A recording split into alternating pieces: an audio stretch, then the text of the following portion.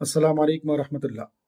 अज़ीज़ दोस्त और साथियों, क्या आप भी इस तस्बीह के ज़रिए से मालूम करना चाहते हैं कि आपके ऊपर जादू है या जिन्नात या असरात है या नज़र बद है या कोई दूसरा मामला है?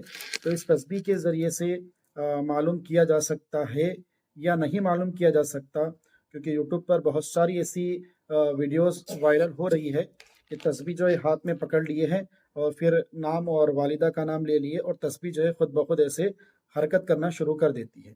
अगर आगे की तरफ हरकत कर रही है तो रूहानी मसला है, और अगर आजू बाजू इस तरफ से हरकत कर रही है तो रूहानी मसला नहीं है। तो ये सही है या नहीं, इसको प्रैक्टिकल तौर पे मैं करके बताऊंगा, तो वीडियो को आखिर तक देखिए। बिस्मिल्लाहिर्रहमानिर्रहीम, नहमदुहु व नुसल्ली अला रसूलिहिल करीम।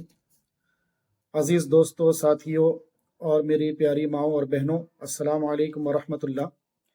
मैं मौलाना मोहम्मद इरफान ख़ान फैज़ी, रूहानी आमिल, आपकी खिदमत में और एक नई वीडियो के साथ हाजिर हुआ हूँ।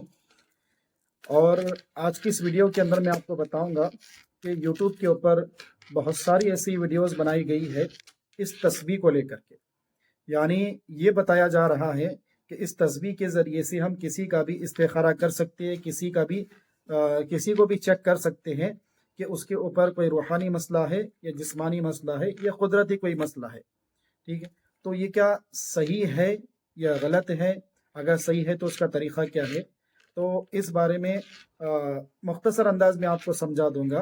पहले देखिए, हम अगर सबसे पहले एक इस्तिखारा और एक साथी को चेक करके देखते हैं कि ये तस्बीह वाकई काम करती है या नहीं करती है।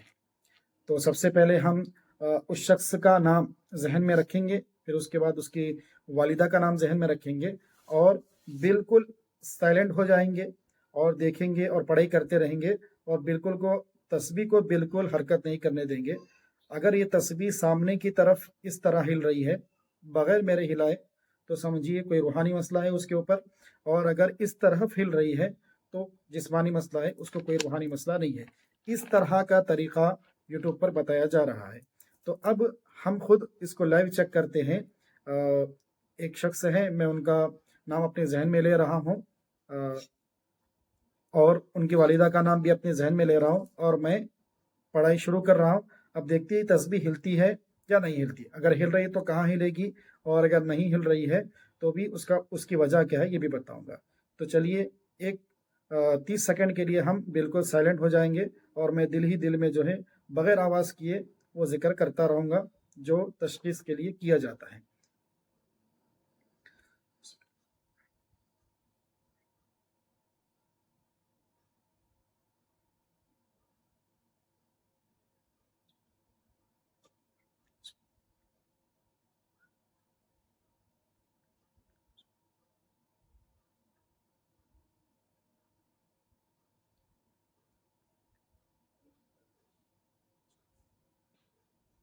देखिए, तस्बीह सामने की तरफ हिल रही है।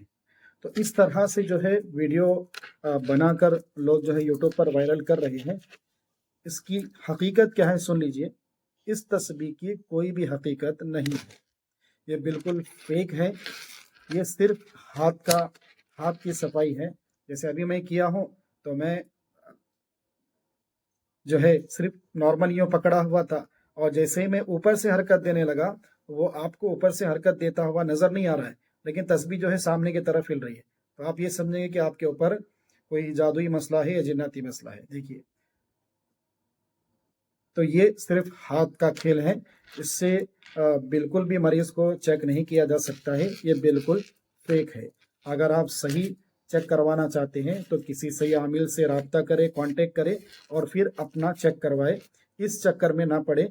ये सिर्फ फेक है, बिल्कुल फजूल काम है, इससे किसी को कोई फ़ायदा नहीं होगा। इसके पीछे ना पड़े।